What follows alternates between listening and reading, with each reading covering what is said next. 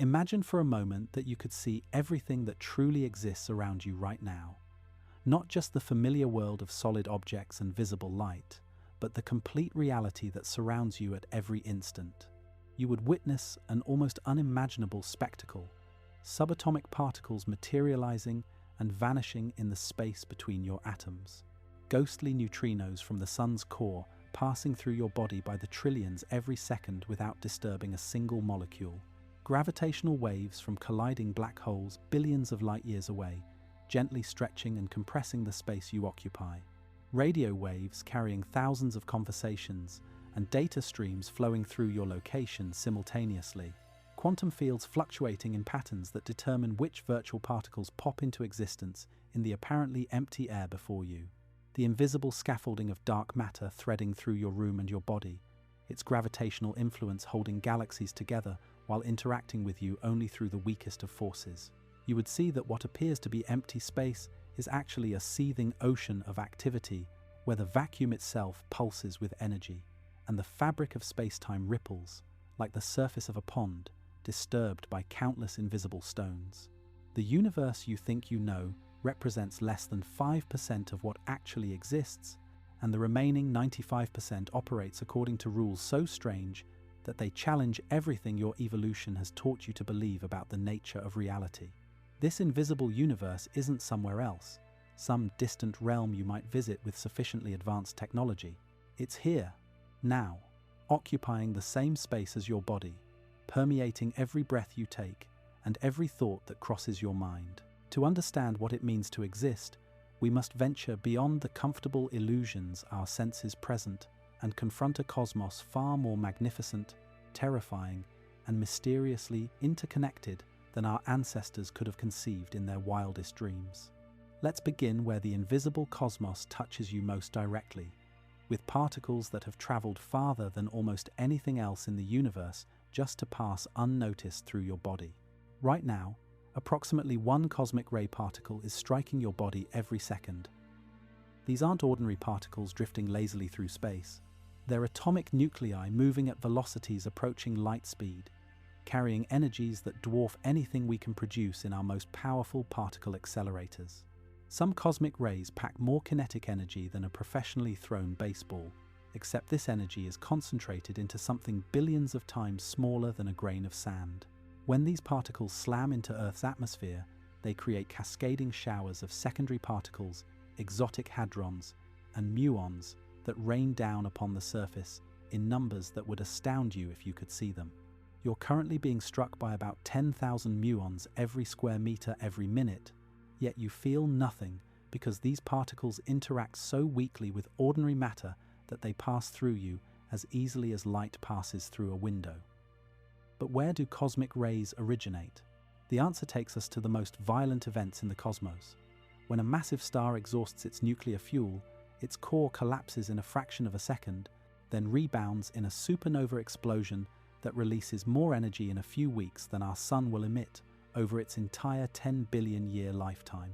These stellar death throes blast shockwaves through surrounding space at thousands of kilometers per second, and these shockwaves act like cosmic particle accelerators, bouncing charged particles back and forth across the shock front until they reach tremendous energies. The particles that escape become cosmic rays, beginning journeys across the galaxy that may last millions of years before randomly arriving at Earth to pass through your body. Other cosmic rays come from even more exotic sources. Supermassive black holes at the centers of distant galaxies consume matter at prodigious rates, and as this doomed material spirals inward, it heats to billions of degrees and creates powerful magnetic fields. Some particles caught in these fields are accelerated to such extreme energies that when they finally escape, they're moving at speeds where the universe itself appears contracted by relativistic effects. These particles experience time passing so slowly that the journey across billions of light years takes only subjective moments. If a cosmic ray particle could somehow be conscious, it would perceive its entire voyage from a supermassive black hole in a distant galaxy to your body as occurring almost instantaneously, while eons of objective time passed in the universe around it. The highest energy cosmic rays present one of the deepest mysteries in astrophysics. In 1991, detectors in Utah registered a cosmic ray with such extreme energy that scientists initially thought their instruments had malfunctioned. This single atomic nucleus carried as much kinetic energy as a baseball traveling at 60 miles per hour, concentrated into something a trillion times smaller. The known laws of physics say this shouldn't be possible, or at least that such particles shouldn't be able to travel far before colliding with the cosmic microwave background radiation and losing their energy. Yet here they are, arriving at Earth from apparently vast distances, suggesting either that our understanding of particle physics has significant gaps, or that even more violent cosmic accelerators exist than we've yet imagined.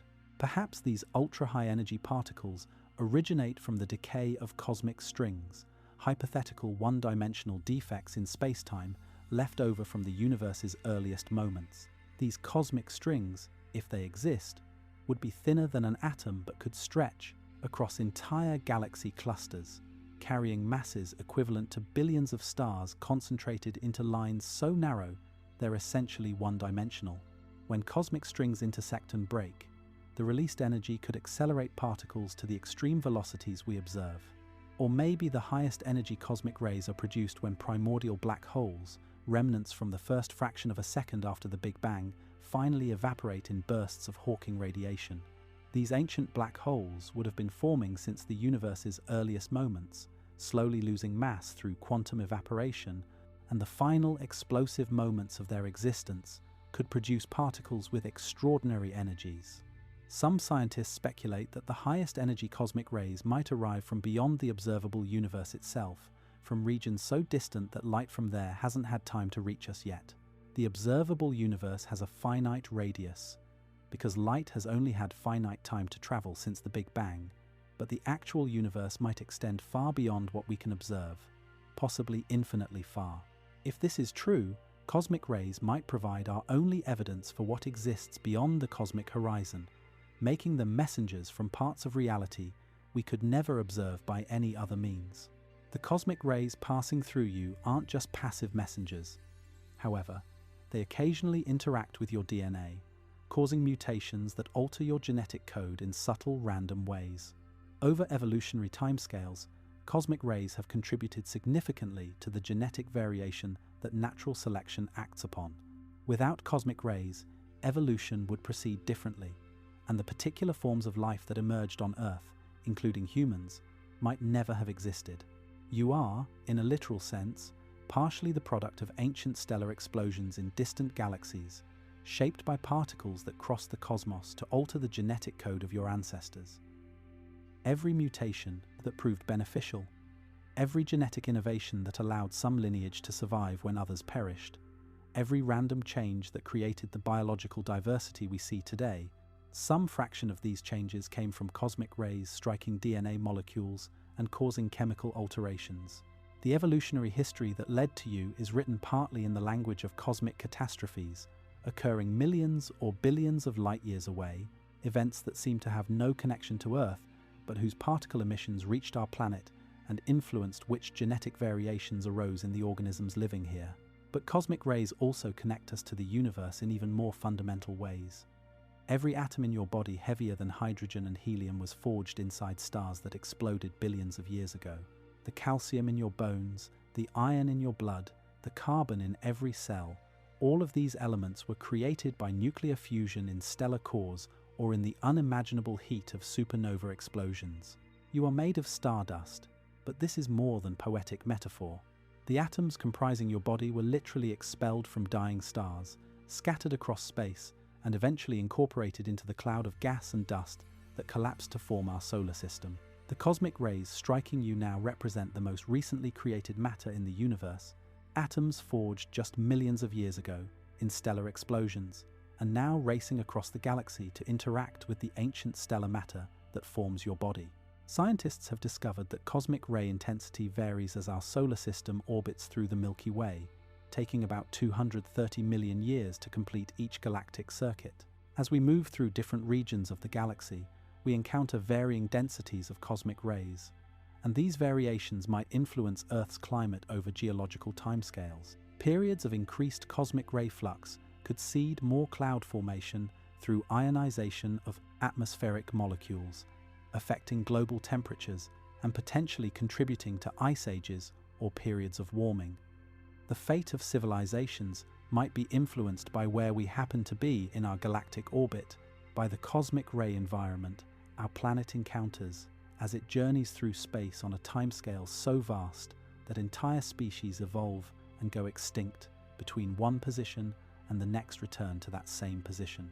The mechanisms by which cosmic rays might influence climate involve complex interactions between high-energy particles and atmospheric chemistry. When cosmic rays strike molecules in the upper atmosphere, they create cascades of ionization that produce charged particles. These charged particles can serve as condensation nuclei around which water vapor condenses, potentially increasing cloud formation. Clouds reflect sunlight back into space, cooling the planet, so increased cosmic ray flux could theoretically lead to cooling periods.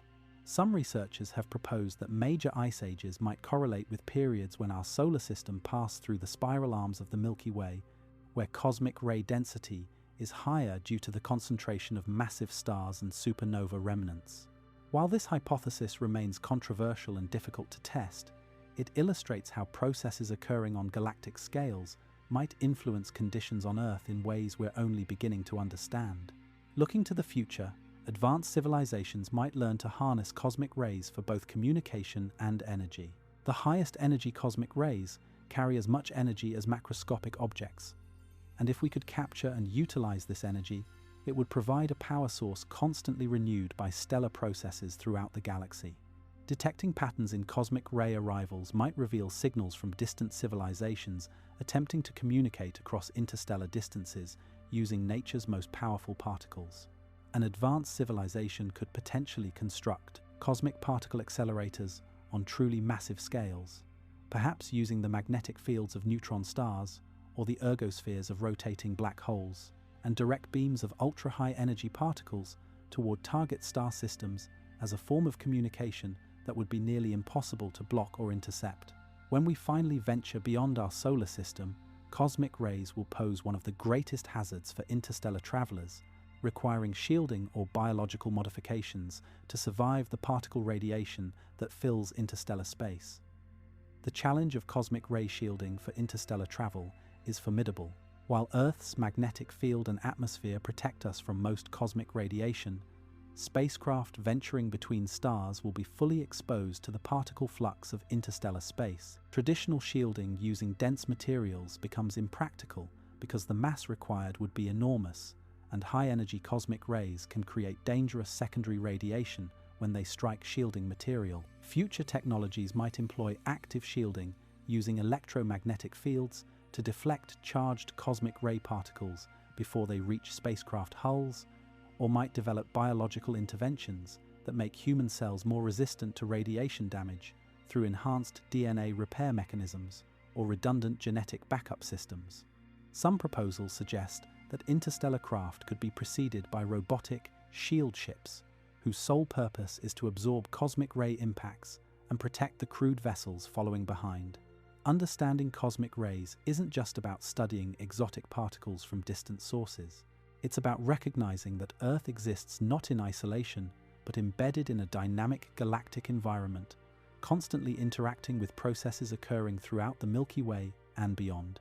The cosmic ray background we measure today tells us about the average rate of stellar deaths and black hole activity across the galaxy, providing a kind of galactic weather report that describes conditions hundreds or thousands of light years away. Now let's shift our perspective from these energetic particles to examine the quantum realm, where reality itself seems to dissolve into probability waves, and the act of observation apparently influences what becomes real. If you could somehow perceive reality at the quantum scale, you would discover that everything you think of as solid and definite is actually a shimmering uncertainty, existing in multiple contradictory states simultaneously, until something forces a choice. The quantum world operates according to principles so counterintuitive that even physicists who work with them daily struggle to make intuitive sense of what the mathematics describes. At the quantum level, particles simply don't have definite properties until they're measured. An electron doesn't possess a specific position and momentum simultaneously. Instead, it exists as a probability wave spread across space, with the wave's intensity indicating where the electron is more or less likely to be found when someone eventually observes it. This isn't ignorance about where the electron really is. The electron genuinely doesn't have a definite location until measurement collapses its probability wave into a specific position.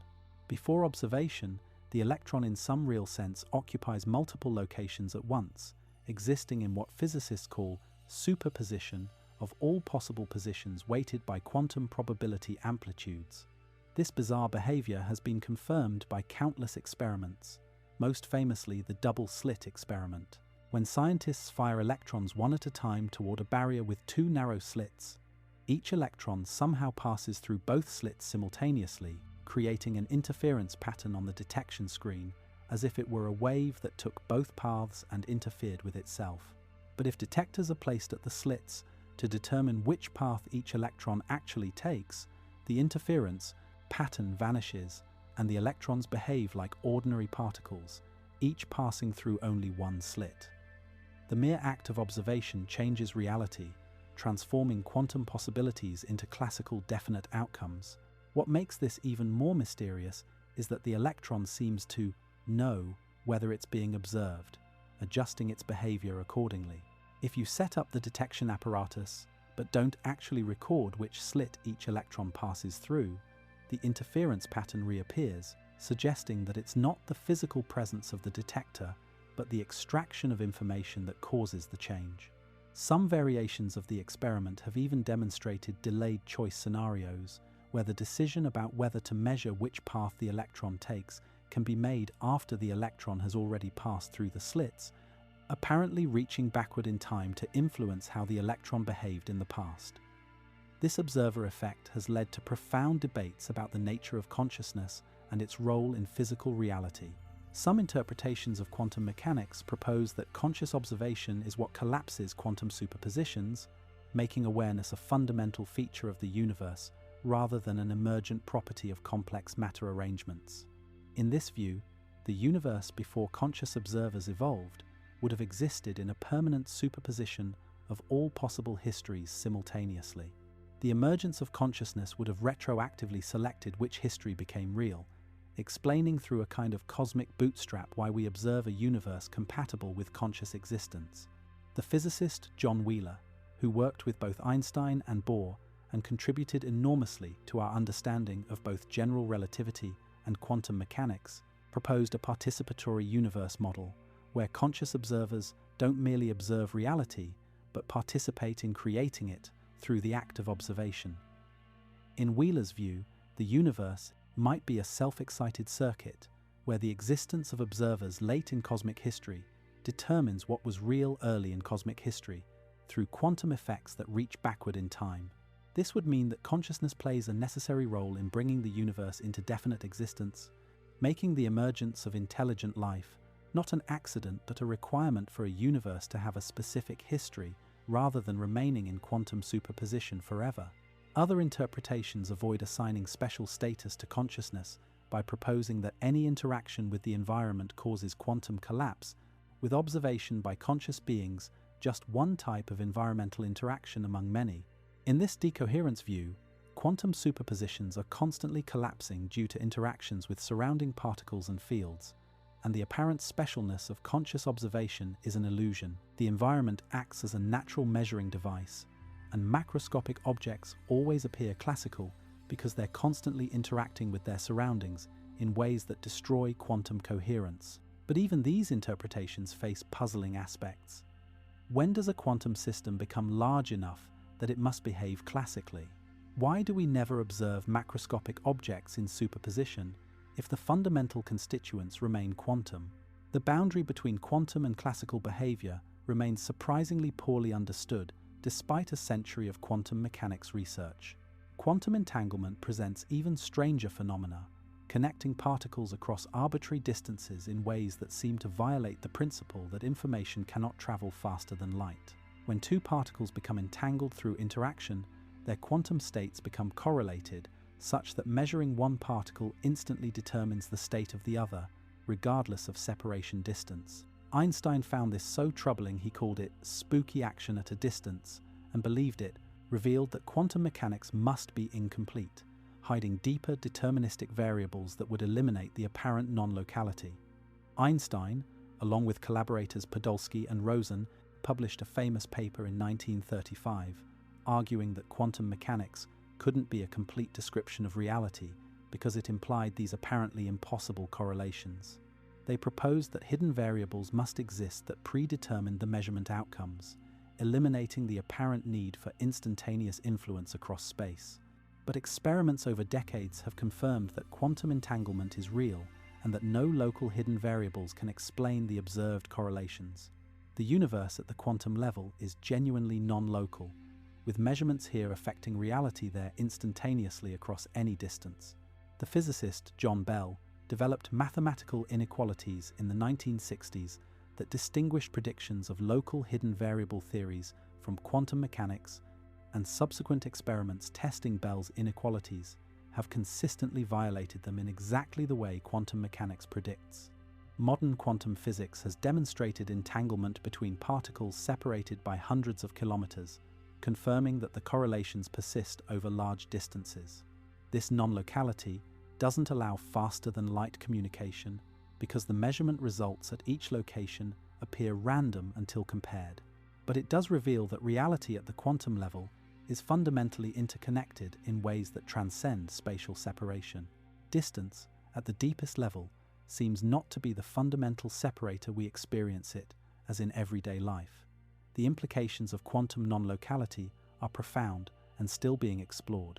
If widely separated particles can influence each other instantaneously, then in some sense the universe cannot be decomposed into independent local parts. Everything is connected to everything else through quantum correlations that don't diminish with distance. Some physicists have speculated that this non-locality might be related to the structure of space-time itself, that perhaps space emerges from quantum entanglement rather than being a fundamental arena within which quantum systems exist. In this view, the three-dimensional space we experience might be a kind of illusion created by patterns of quantum correlation, with the underlying reality being a network of entangled quantum states whose structure gives rise to the appearance of spatial separation. Quantum entanglement might play crucial roles in biological systems, allowing life to exploit quantum effects that classical physics suggests should be impossible in warm, noisy environments. Evidence suggests that photosynthesis achieves nearly perfect energy transfer efficiency through quantum coherence, where energy simultaneously explores all possible pathways through molecular complexes before settling on the most efficient route. This quantum exploration allows plants to extract usable energy from sunlight with far greater efficiency than classical processes would permit. When a photon strikes a chlorophyll molecule, the excitation energy must travel through a complex network of proteins to reach the reaction center where it can be converted into chemical energy. Classical physics would suggest that this energy transfer should be inefficient, with much of the energy being lost as heat along the way. But experiments have shown that plants maintain quantum coherence during this transfer, allowing the energy to effectively try all paths simultaneously and follow the most efficient route, achieving transfer efficiencies approaching 100%. Birds may navigate using quantum entanglement effects in specialized proteins in their retinas that respond to Earth's magnetic field through quantum mechanical processes, providing a sense of magnetic direction impossible for classical systems. The leading theory proposes that certain proteins in bird retinas contain pairs of electrons that become entangled when exposed to blue light. These entangled electrons are sensitive to magnetic fields through a process called the radical pair mechanism, where the quantum spin states of the electrons respond to magnetic field direction. This would give birds a kind of compass sense that operates through quantum effects in warm biological systems, something that physicists once thought impossible, because environmental noise should destroy quantum coherence almost instantly at room temperature. Yet birds apparently maintain quantum coherence long enough to extract useful navigational information, migrating thousands of miles with extraordinary precision using quantum biological compasses. The quantum realm also reveals that empty space is far from empty. The vacuum seethes with virtual particle pairs that constantly appear and vanish, borrowing energy from space-time itself for durations so brief that quantum uncertainty principles permit the apparent violation of energy conservation. These virtual particles aren't merely theoretical abstractions.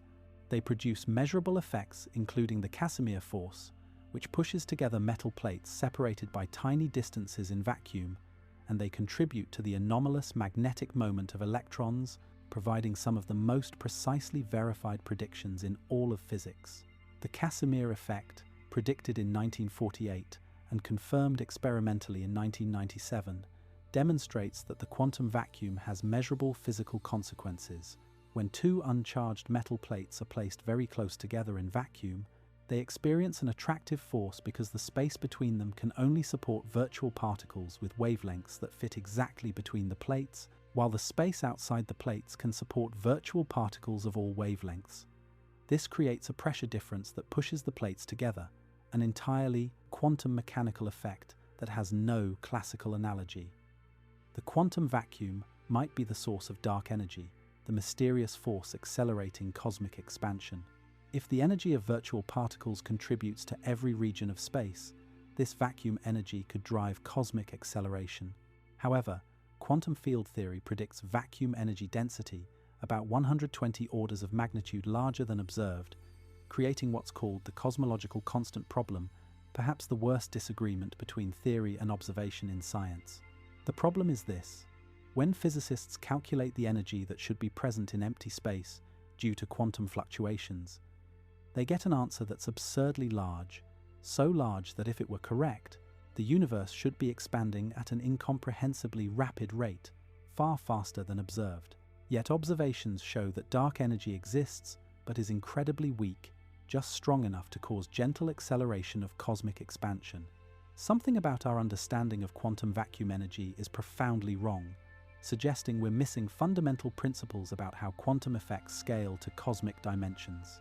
Perhaps there's some unknown mechanism that cancels out most of the vacuum energy, or perhaps our entire approach to calculating vacuum energy is flawed in ways we don't yet recognize. Some physicists speculate that solving the cosmological constant problem might require a complete revolution in our understanding of quantum mechanics, gravity, or both.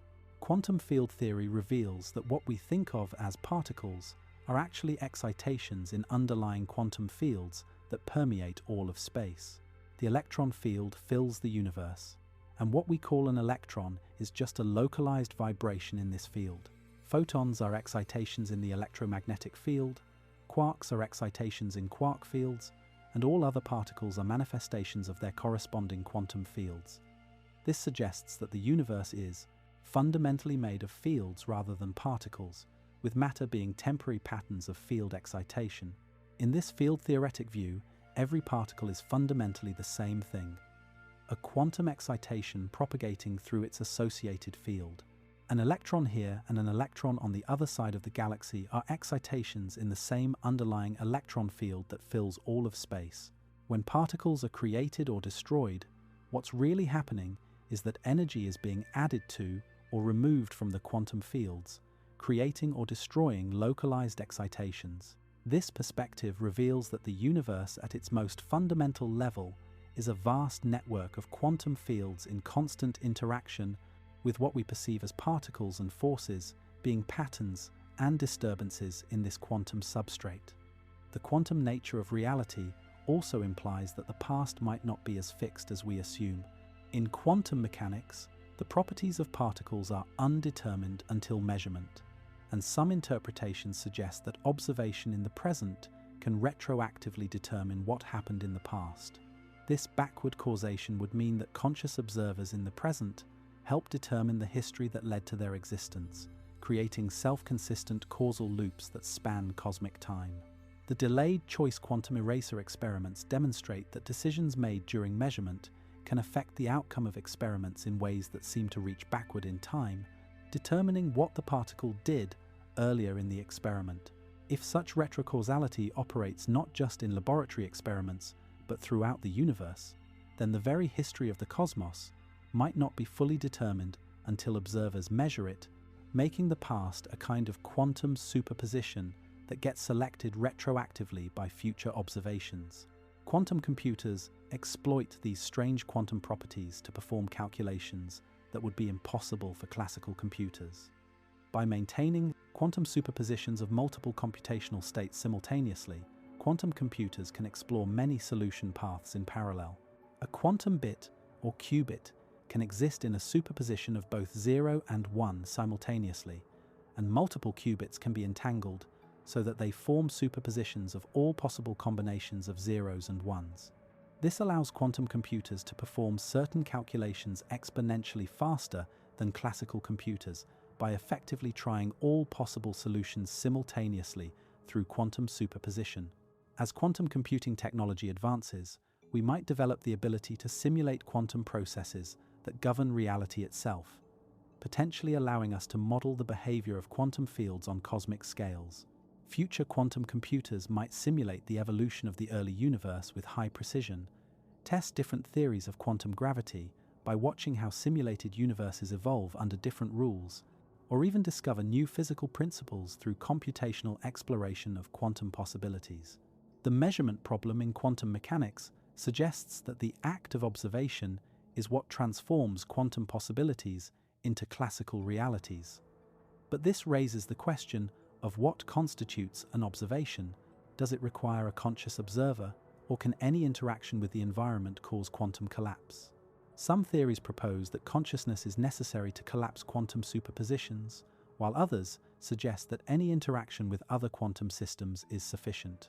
If consciousness is necessary for quantum collapse, then the emergence of aware beings in the universe would represent a fundamental phase transition in the nature of reality itself. Before consciousness evolved, the universe would exist in permanent quantum superposition of all possibilities. The first moments of awareness would retroactively select which cosmic history became real, explaining why we observe a universe compatible with the existence of conscious observers. This consciousness causes collapse interpretation has been seriously proposed by physicists, including Eugene Wigner and John von Neumann, though it remains controversial because it seems to violate the principle that physics should not depend on subjective experiences. Yet no one has proven that conscious observation is not necessary for collapse, and the alternative explanations all have their own conceptual difficulties. The measurement problem remains one of the most puzzling aspects of quantum mechanics after nearly a century of investigation. Advanced alien civilizations might have learned to manipulate quantum processes directly, achieving technological capabilities that seem impossible from our current perspective. They could use quantum entanglement for instantaneous communication across galactic distances, creating networks of entangled particles that allow coordinated action between widely separated locations without any signal delay. They could exploit quantum superposition for massively parallel computation on scales that dwarf current quantum computers, maintaining coherence in macroscopic systems and performing calculations that would take classical computers longer than the age of the universe. They could use quantum tunneling for transportation through apparently solid barriers, or perhaps even quantum tunneling through space-time itself, allowing travel between distant points without traversing the intervening space. These quantum technologies might allow consciousness to exist in forms we can barely imagine, perhaps as quantum coherent states spread across multiple substrates, experiencing reality in ways impossible for classical beings whose thoughts are confined to individual brains. The quantum realm also suggests that information might be more fundamental than matter and energy. Quantum information theory reveals that the essential properties of quantum systems are informational rather than material.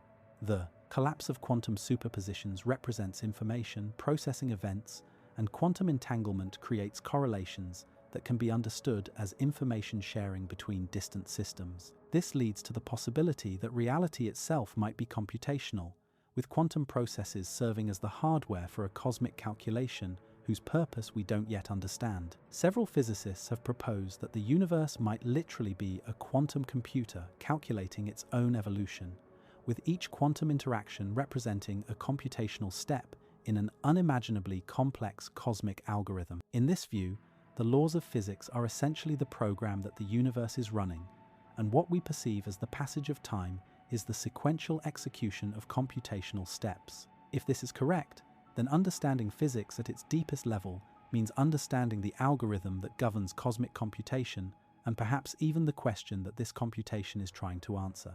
Some versions of this idea propose that the universe might be a simulation running on a quantum computer in some higher-level reality, though this raises obvious questions about what reality that higher level exists in and where the computational substrate ultimately comes from. The implications of quantum mechanics extend far beyond the microscopic world, potentially influencing how we understand space, time, causation, and consciousness itself. Quantum mechanics might eventually be understood as an approximation to some deeper theory, perhaps quantum gravity, that unifies quantum effects with general relativity and reveals why nature operates according to quantum principles. Or quantum mechanics might be a fundamental description of reality that can't be reduced further, meaning that probability, uncertainty, and non-locality are permanent features of existence that we must accept, even if we can never fully reconcile them with our intuitions about how reality should work. Now, let's expand our view to encompass the largest scales of cosmic structure, where dark matter and dark energy dominate reality, yet remain almost completely mysterious despite comprising 95% of the universe. Everything you can see, every star and galaxy visible through the most powerful telescopes, represents less than 5% of what exists. The remaining 95% consists of dark matter and dark energy, substances that interact with ordinary matter so weakly that we detect them only through gravitational effects. Dark matter was discovered when astronomers noticed that galaxies rotate faster than they should based on visible matter. The outer regions of spiral galaxies orbit the galactic center at speeds that should fling them into intergalactic space if gravity from stars and gas provided the only attractive force.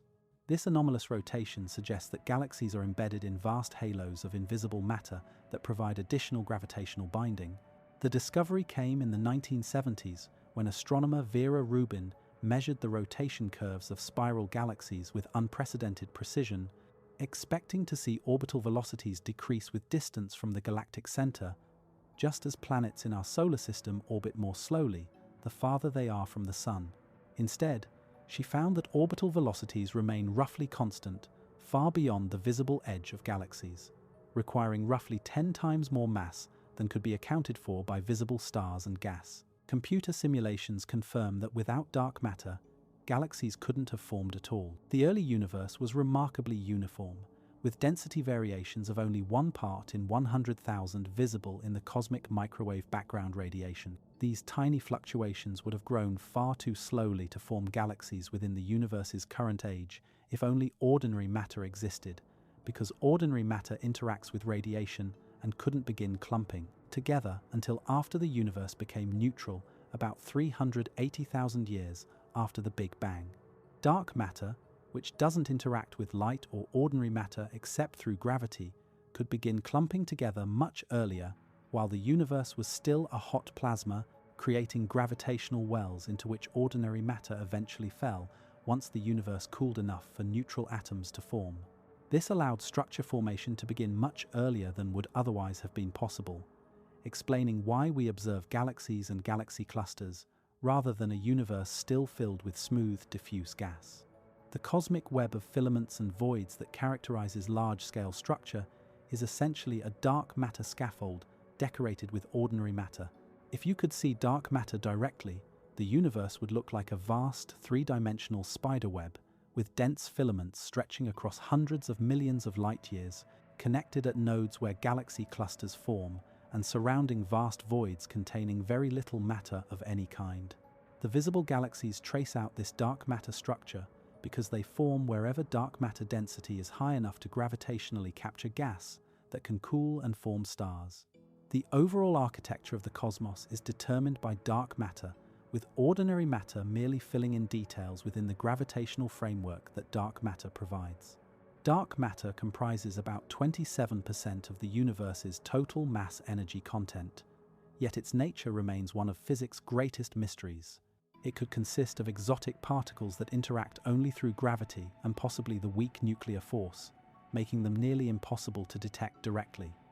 These WIMPs, or weakly interacting massive particles, would have been produced in tremendous numbers during the Big Bang's earliest moments, when the universe was hot and dense enough that all particles interacted frequently. As the universe cooled, WIMPs would have frozen out of thermal equilibrium, leaving behind a relic abundance that happen to match what we observe as dark matter. The most popular WIMP candidate is the neutralino, a particle predicted by supersymmetry theories that would have exactly the right properties to explain dark matter. Scientists have built increasingly sensitive detectors deep underground, shielded from cosmic rays that could create confusing background signals, hoping to catch dark matter particles interacting with ordinary matter. These experiments typically use tanks of ultra-pure liquids or crystals cooled to near absolute zero, instrumented with sensitive detectors that would register the tiny amount of energy deposited if a dark matter particle happened to collide with an atomic nucleus in the detector. So far, these experiments have found nothing, placing increasingly stringent limits on how strongly dark matter particles can interact with ordinary matter. Each null result forces theorists to consider alternative possibilities or revise their expectations about dark matter properties. Dark matter might consist of axions, extremely light particles produced by quantum effects in the early universe that were originally proposed to solve a different problem in particle physics called the strong CP problem. Axions would be far lighter than WIMPs, perhaps 1 trillion times lighter than an electron, but produced in such enormous quantities that their total mass could account for dark matter. Detecting axions requires different experimental approaches than detecting WIMPs, typically looking for their conversion into photons in strong magnetic fields. Several experiments are currently searching for axion dark matter, though the vast range of possible axion masses makes the search challenging. Or, dark matter might consist of primordial black holes, remnants from the universe's first fraction of a second, when density fluctuations could have collapsed directly into black holes, without first forming stars. These primordial black holes could have a wide range of masses, from microscopic to stellar scale, and would be nearly impossible to detect directly unless they happen to pass close to a star or other massive object where their gravitational influence would be noticeable. Recent gravitational wave detections of black hole mergers with unexpected masses have renewed interest in primordial black holes as a dark matter candidate, though most evidence still favors the particle interpretation. Some theories propose that our understanding of gravity is incomplete and that modifying gravitational laws could eliminate the need for exotic dark matter particles entirely. These modified gravity theories, collectively known as MOND for modified Newtonian dynamics, propose that gravitational force behaves differently on galactic and cosmic scales than it does in the solar system, where Newton's and Einstein's theories have been extensively tested. The most successful modified gravity theory is T-Vase, a relativistic extension of MOND that can explain galaxy rotation curves without dark matter while remaining consistent with general relativity in regimes where it's been tested. However, most evidence favors the particle interpretation of dark matter rather than modified gravity. The Bullet Cluster, a system of 2 galaxy clusters that collided about 150 million years ago, shows gravitational lensing effects that indicate most of the mass is offset from the visible gas, exactly as expected if dark matter particles passed through each other during the collision while the gas particles collided and slowed. This observation is difficult to explain with modified gravity theories, but naturally emerges from the dark matter particle hypothesis. Dark matter might exist in parallel structures that mirror but don't interact with ordinary matter except gravitationally. There could be dark stars made of dark matter, dark planets orbiting them, and perhaps even dark life forms that have evolved in this invisible cosmic shadow. These dark structures would be completely undetectable, except for their gravitational influence on ordinary matter, creating a hidden universe that occupies the same space as our visible cosmos. Imagine a dark matter galaxy occupying the same volume as the Milky Way, with dark matter stars orbiting a dark matter black hole at its center, and dark matter planets where dark chemistry occurs, following principles we've never observed because the dark sector is invisible to all our instruments. Some theories propose that dark matter particles could occasionally interact with each other through dark forces analogous to electromagnetism, allowing them to form dark atoms, dark molecules, and potentially dark complex structures. This would allow dark matter structures to cool and condense, just like ordinary matter, by radiating dark photons, potentially forming complex dark matter objects including dark equivalents of stars and planets.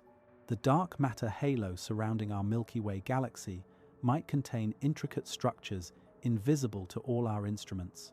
Dark matter clumps orbiting within the larger halo, possibly including dark matter equivalents of planetary systems.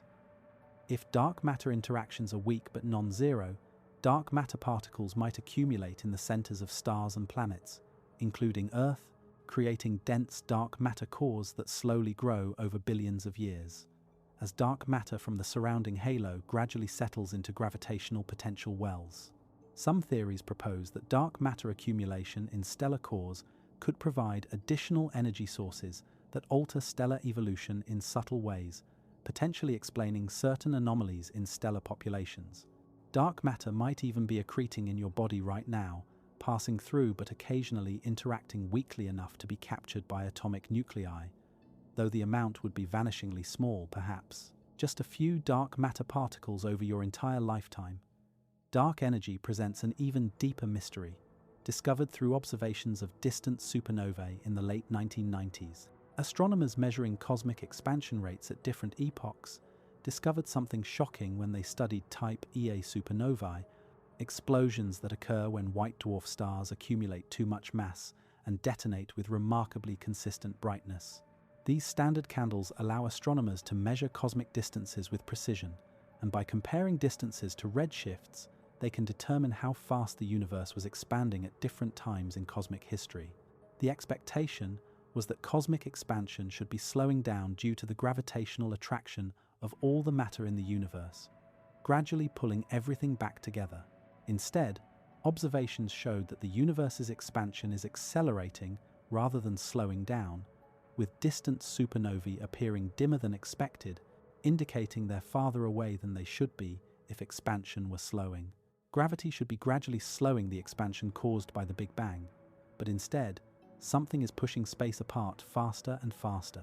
This something has been named dark energy, and it comprises about 68% of the universe's total mass energy content, making it the dominant component determining cosmic evolution. The simplest explanation for dark energy is that empty space possesses intrinsic energy, a cosmological constant that creates repulsive gravitational effects.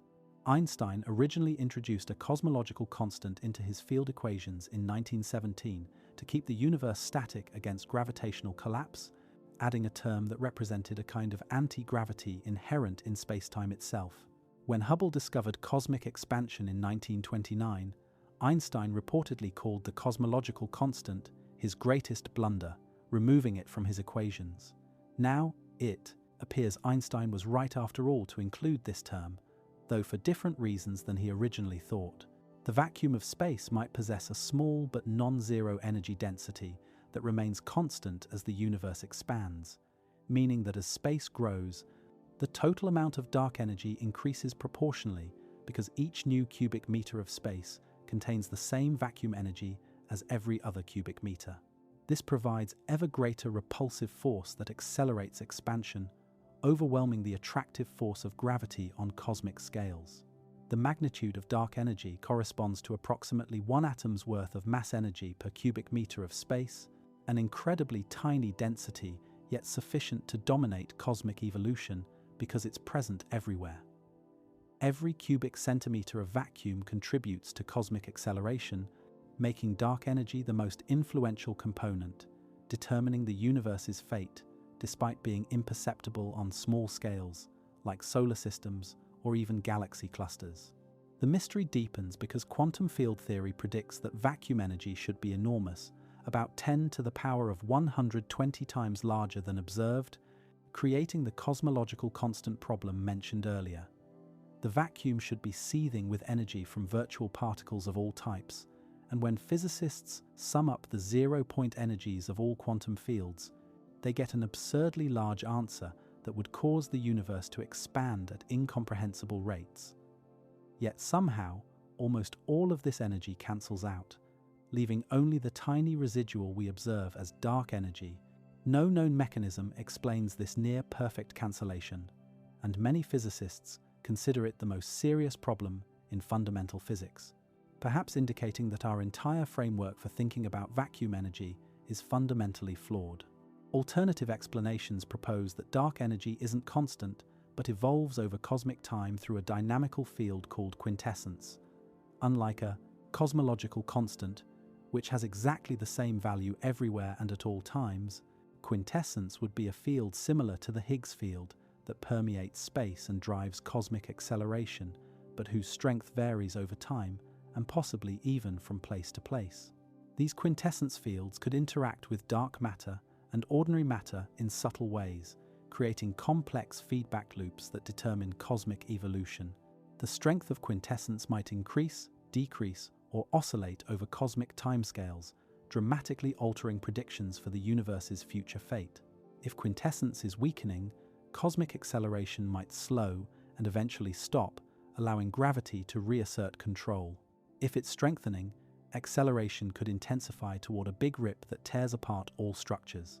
Some quintessence models propose that the field is currently in a transition period, which might explain the cosmic coincidence problem of why dark energy appears to dominate cosmic evolution at approximately the present epoch.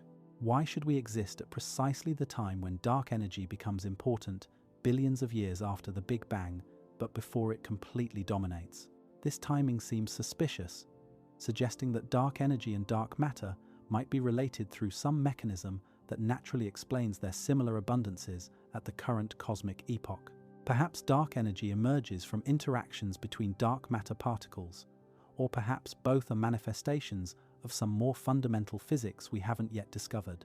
Some theories propose that dark energy emerges from extra-spatial dimensions beyond the three we directly experience. If our universe is a three-dimensional surface embedded in higher-dimensional space, called a brane in string theory, then gravity might leak into these extra dimensions on cosmic scales, while remaining confined to our three-dimensional brane on smaller scales. This gravitational leakage could create apparent acceleration without requiring dark energy at all, making what we interpret as dark energy actually a geometric effect arising from the true multidimensional structure of space-time.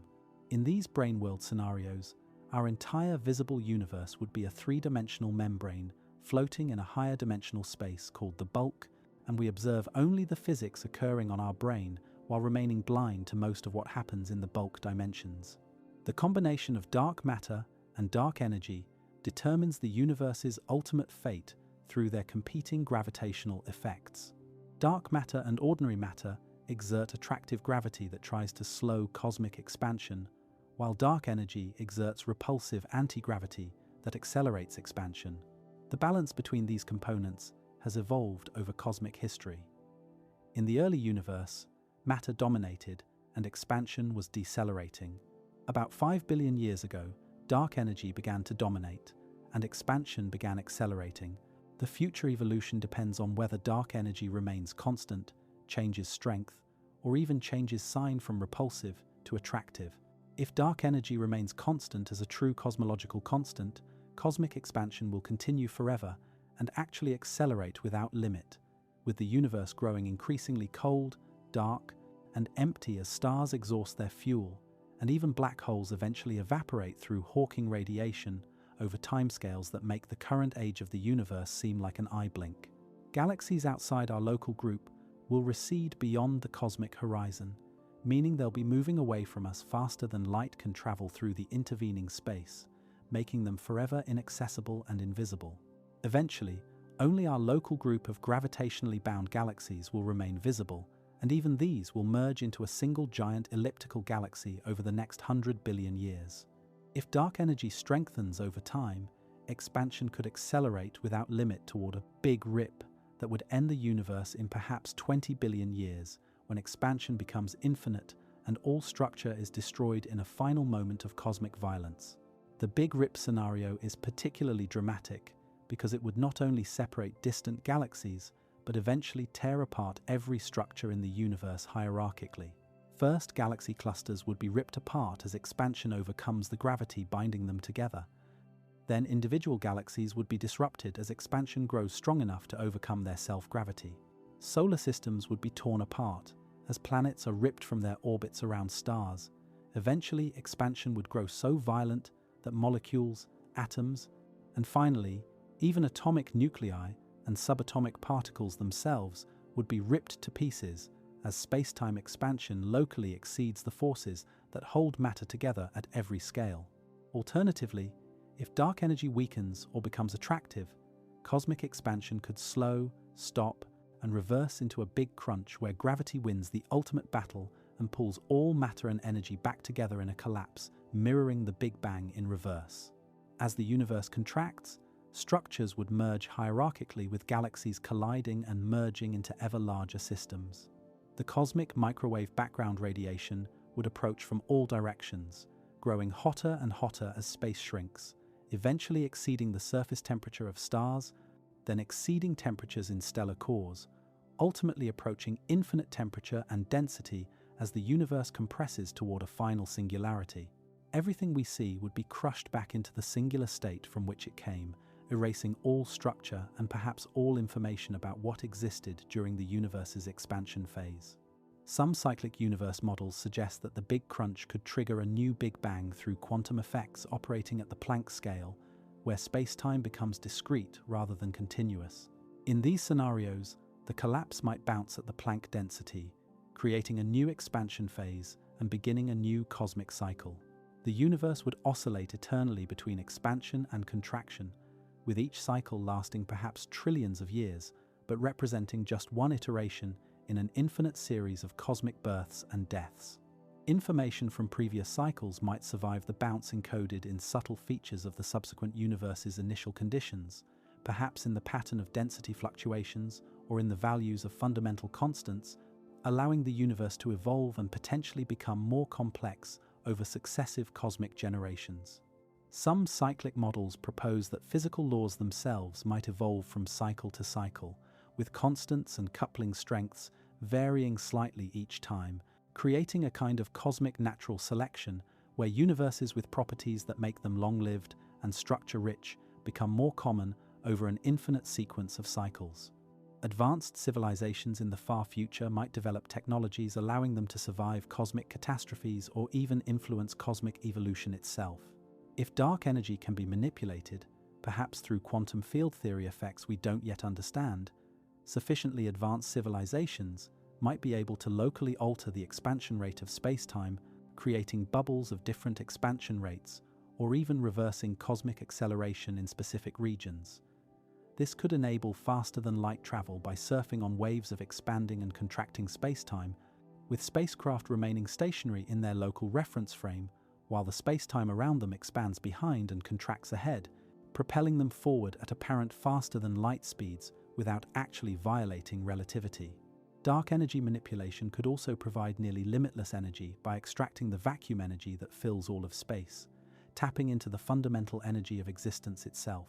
Civilizations might create artificial universe bubbles that separate from our space-time and evolve independently, either as refuges from cosmic catastrophe or as experiments in cosmic engineering where different physical laws could be implemented.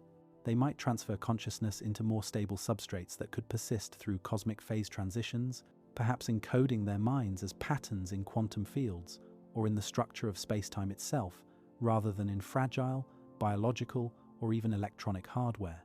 The ultimate fate of intelligence in the universe remains one of the most profound open questions, asking whether consciousness is doomed to extinction regardless of technological advancement, or whether sufficiently advanced civilizations might find ways to persist indefinitely. Some physicists have speculated about technologies that could allow information processing to continue even as the universe approaches heat death. If cosmic expansion continues forever, the universe will cool toward absolute zero, but quantum tunneling between energy states could theoretically continue even at arbitrarily low temperatures, allowing computation to proceed indefinitely, though at ever slower rates. A sufficiently advanced civilization might be able to encode its collective consciousness as patterns of quantum tunneling events, maintaining subjective experience even as objective time stretches toward infinity, and each subjective moment requires exponentially longer to experience from an external perspective. The detection of dark matter particles or the discovery of dark energy's true nature would revolutionize physics, potentially revealing entirely new realms of reality that our current theories don't encompass. If dark matter consists of WIMPs or axions, detecting them would confirm that particle physics extends beyond the standard model and reveal something about the physics operating at energy scales higher than our accelerators can reach. If dark matter is primordial black holes. It would tell us about conditions in the extremely early universe when these black holes formed and might provide evidence for inflation or other early universe phenomena. If dark energy is quintessence, measuring how it evolves over time would reveal whether the universe's fate is sealed or still depends on the future behavior of this mysterious field. If dark energy emerges from extra dimensions, detecting signatures of these dimensions would revolutionize our understanding of space-time itself and might even enable technologies that exploit higher dimensional physics. Future experiments using gravitational wave detectors might observe collisions between dark matter objects if dark matter consists of primordial black holes, revealing their mass distribution and formation history. Next-generation telescopes like the Nancy Grace Roman Space Telescope and the Vera Rubin Observatory will map the distribution of dark matter and dark energy through weak gravitational lensing and measurements of cosmic expansion with unprecedented precision, potentially revealing time evolution in dark energy or spatial variations that would distinguish between different theoretical models. These observations might detect subtle signatures of dark matter and dark energy interactions that could reveal whether the dark sector is as simple as a cosmological constant and non-interacting particles, or whether it contains rich physics with multiple particle types, forces, and possibly even complex structures. Within this cosmic web of dark matter, decorated by ordinary matter, lies the visible universe's most spectacular structures: galaxies, vast gravitationally bound systems containing billions or trillions of stars, along with gas, dust, and the supermassive black holes that occupy their centers. Galaxies come in various morphologies, from grand spirals with sweeping arms tracing star formation regions, to enormous ellipticals containing ancient stars in roughly spherical distributions, from irregular dwarfs with chaotic structures to peculiar systems defying classification that result from galaxy mergers and interactions. Each galaxy represents a unique evolutionary history spanning billions of years, shaped by the initial conditions of its formation, the mergers it has undergone, the gas it has accreted from its surroundings, the stars that have formed and died within it, and the influence of the supermassive black hole lurking in its center. At the heart of most large galaxies, including our Milky Way, sits a supermassive black hole containing millions or billions of solar masses compressed into a region smaller than our solar system. The Milky Way's central black hole, called Sagittarius A times or SCAR A asterisk, contains about 4 million solar masses concentrated into a region roughly the size of Mercury's orbit.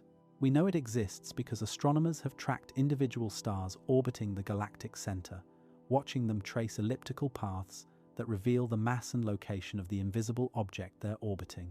One star, designated S2, has been observed for over 25 years, completing a full 16-year orbit around SCAR A asterisk, approaching within 20 billion kilometers at its closest approach and reaching velocities exceeding 5,000 kilometers per second, about 2% of light speed. The precision orbital measurements prove that an invisible object with 4 million solar masses exists at the galaxy's center, and the only object that could be so massive and so compact is a black hole. These supermassive black holes appear to co-evolve with their host galaxies through feedback processes that remain incompletely understood. When supermassive black holes actively consume matter, they become some of the universe's most luminous objects, outshining all the stars in their host galaxies combined and creating jets of particles that extend across millions of light years, influencing star formation and galaxy evolution far beyond the black hole's immediate vicinity. The relationship between black holes and galaxies suggests deep connections between processes operating on vastly different scales, from the event horizon of a black hole just millions of kilometers across to the 100,000 light-year span of a galaxy.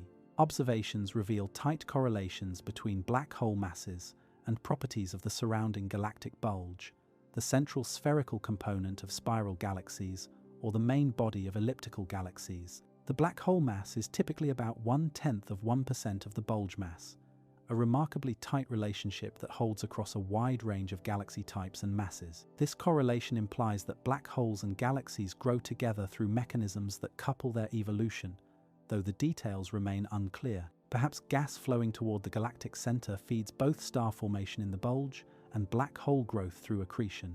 Or maybe energy and momentum from black hole accretion regulate star formation by heating and expelling gas that would otherwise collapse to form stars, preventing the bulge from growing too large relative to the black hole. The universe might have naturally selected for galaxy-black hole combinations that achieve stable configurations where feedback mechanisms balance growth rates, creating the observed correlations. Galaxy collisions and mergers play crucial roles in cosmic evolution, triggering bursts of star formation, funneling gas towards central black holes, and transforming galaxy morphologies through gravitational interactions.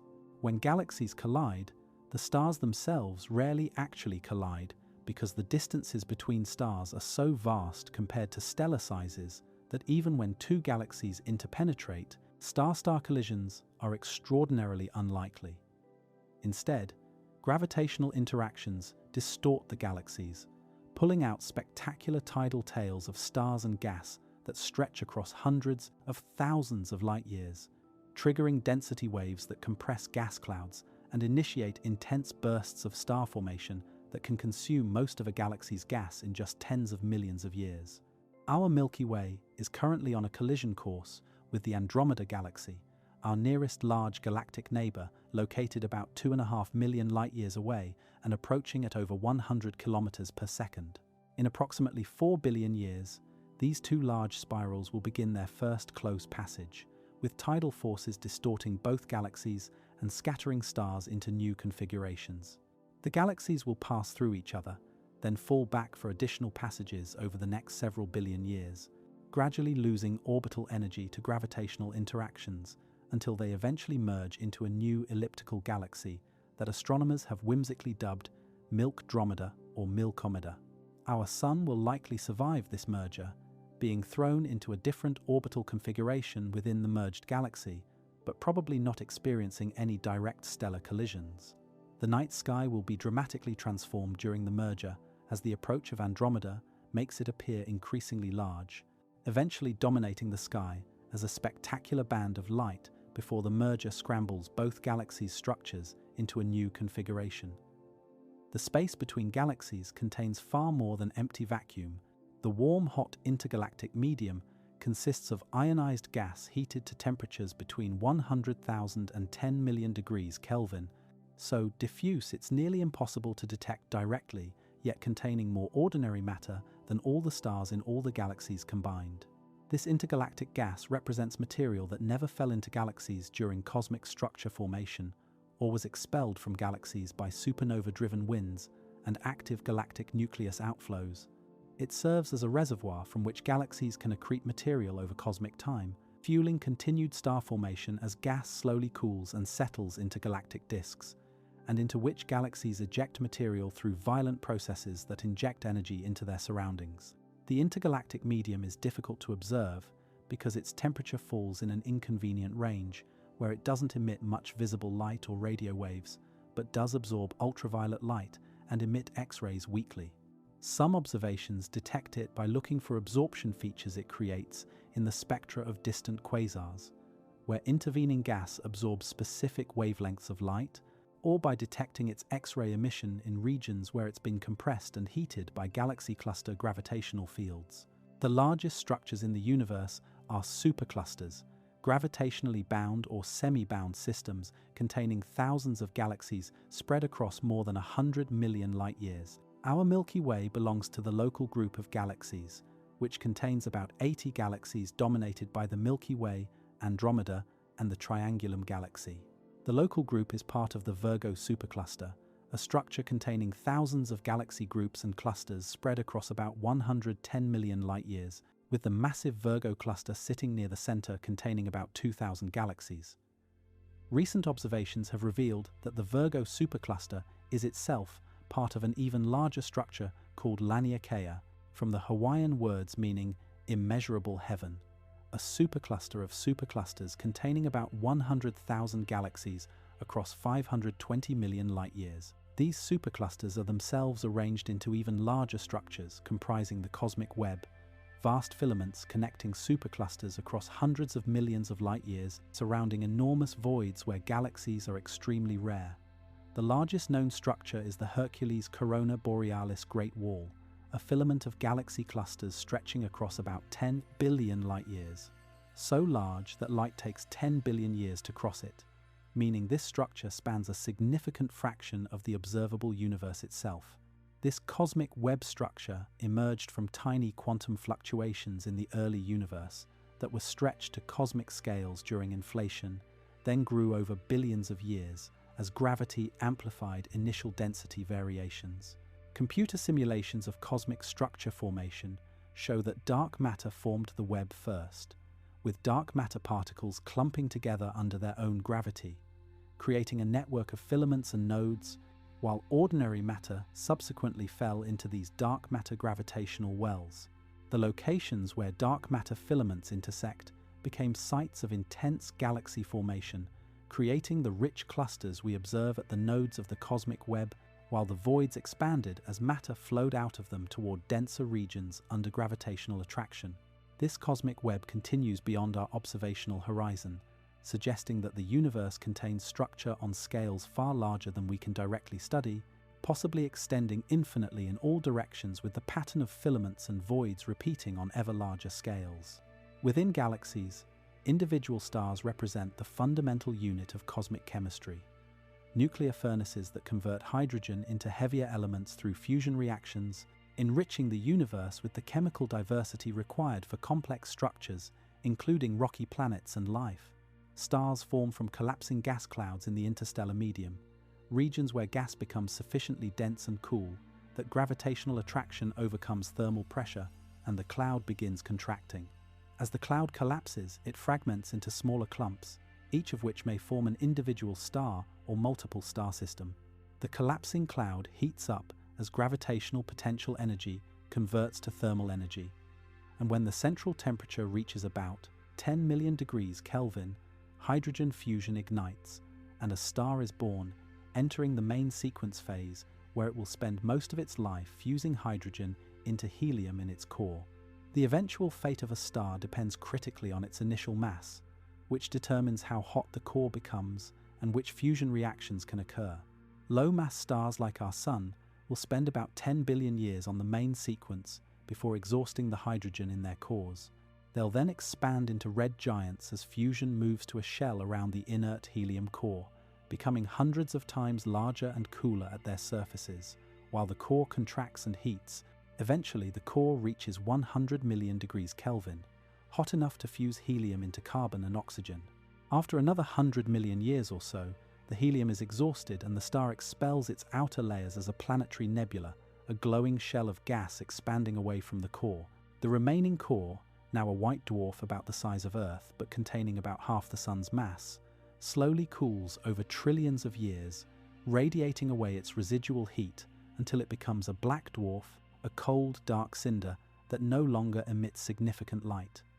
No white dwarfs have cooled to become black dwarfs yet, because the universe isn't old enough. But in the distant future, when the universe is much older, black dwarfs will be common remnants of the current generation of stars. Massive stars undergo more dramatic evolution because their higher core temperatures allow fusion to proceed beyond helium, creating successively heavier elements through increasingly energetic reactions.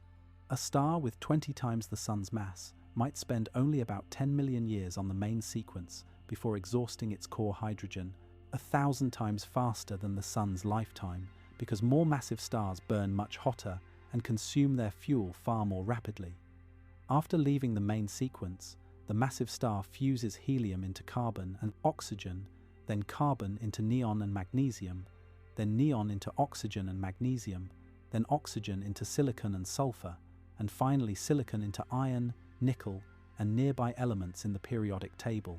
Each successive fusion stage proceeds faster than the previous because later reactions release less energy per reaction and require higher temperatures, meaning the star must burn fuel faster to support itself against gravitational collapse. The silicon burning phase lasts only about 1 day before the core consists almost entirely of iron group elements that cannot be fused into heavier elements while releasing energy. Iron fusion requires energy input rather than releasing it, because iron has the highest nuclear binding energy per nucleon of any element. When the iron core reaches about 1.4 solar masses, the Chandrasekhar limit beyond which electron degeneracy pressure cannot support the core against gravity, catastrophic collapse begins. The core implodes in less than 1 second, compressing from about the size of Earth to about 20 kilometers in radius as electrons are forced to combine with protons, forming neutrons and releasing enormous numbers of neutrinos that carry away most of the gravitational binding energy released during collapse. The collapse halts when the core reaches nuclear density, about 10 to the 14th grams per cubic centimeter, where neutron degeneracy pressure and nuclear forces can resist further compression. The infalling outer core rebounds off this incompressible neutron star, sending a shock wave outward that eventually reaches the star's surface and blows away the outer layers in a supernova explosion that briefly outshines the entire galaxy. The explosion synthesizes elements heavier than iron through rapid neutron capture processes that occur in the extreme conditions of the supernova shock, creating elements like gold, platinum, uranium, and everything else heavier than iron that couldn't be formed by normal stellar fusion. The supernova scatters these newly created elements across space at thousands of kilometers per second, enriching the interstellar medium with heavy elements that get incorporated into future generations of stars and planets. Every atom in your body heavier than helium was created inside stars, either through fusion in stellar cores or through neutron capture in supernova explosions, making you literally composed of material forged in the nuclear furnaces of stars that died billions of years ago. The most massive stars might explode completely as pair instability supernovae, leaving nothing behind, while somewhat less massive stars leave neutron star remnants, stellar corpses compressed to incredible densities where a teaspoon of matter would weigh more than all humanity combined. A neutron star with about 1.4 solar masses might be only about 20 kilometers in diameter, giving it an average density comparable to atomic nuclei. The surface gravity is about 200 billion times Earth's, so intense that dropping an object from 1 meter height would see it hit the surface at about 5 million kilometers per hour after falling for just 1 microsecond. The interior structure of neutron stars remains uncertain because we cannot reproduce nuclear matter at such extreme densities in laboratory experiments, but theoretical models suggest that the outer crust consists of atomic nuclei in a sea of degenerate electrons, while the inner crust contains nuclei immersed in a neutron fluid. The core might consist of neutrons, protons, and electrons in various exotic states, possibly including hyperons, particles containing strange quarks, or even a quark-gluon plasma, where nucleons dissolve into their constituent quarks. Some neutron stars might have cores of strange quark matter, a hypothetical form where up, down, and strange quarks exist freely, rather than being confined within nucleons, potentially making these strange stars even denser and more exotic than ordinary neutron stars. These neutron stars possess the strongest magnetic fields in the universe, up to a quadrillion Gauss, or about 1 trillion times stronger than Earth's magnetic field. For comparison, a magnetic field of about 10 billion Gauss would be strong enough to distort the atoms in your body through magnetic effects on electron orbitals.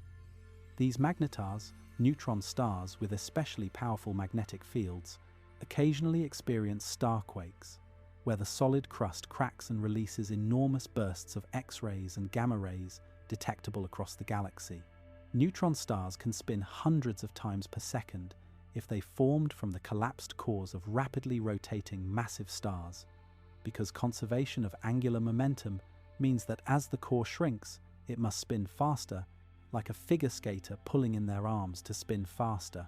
These rapidly rotating neutron stars often emit beams of electromagnetic radiation from their magnetic poles, and if these beams sweep across Earth as the star rotates, we detect regular pulses and call these objects pulsars, cosmic lighthouses whose pulses arrive with clockwork precision that rivals or exceeds the best atomic clocks. The first pulsar was discovered in 1967 by Jocelyn Bell Burnell, who initially called the regular radio pulses LGM, one for little green men, because they were so regular that an artificial origin seemed possible, though further analysis revealed the natural neutron star explanation.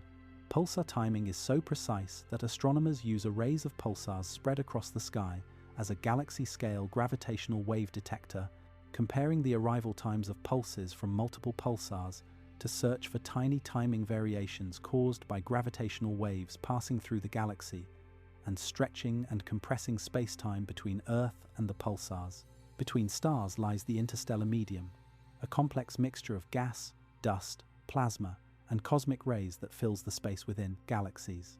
This medium is far from uniform, containing everything from cold molecular clouds at temperatures just a few degrees above absolute zero, where stars form, to warm neutral atomic hydrogen at thousands of degrees that fills much of the galactic disk, to hot ionized regions surrounding massive stars where ultraviolet radiation ionizes the surrounding gas, to hot shocked gas from supernova explosions at millions of degrees. The interstellar medium is threaded by magnetic fields with typical strengths of a few microgauss, about 1,000,000 times weaker than Earth's magnetic field, but these fields extend across vast volumes and contain enormous total energy. They influence the motion of charged particles, including cosmic rays, helping confine cosmic rays within the galaxy rather than allowing them to escape immediately into intergalactic space.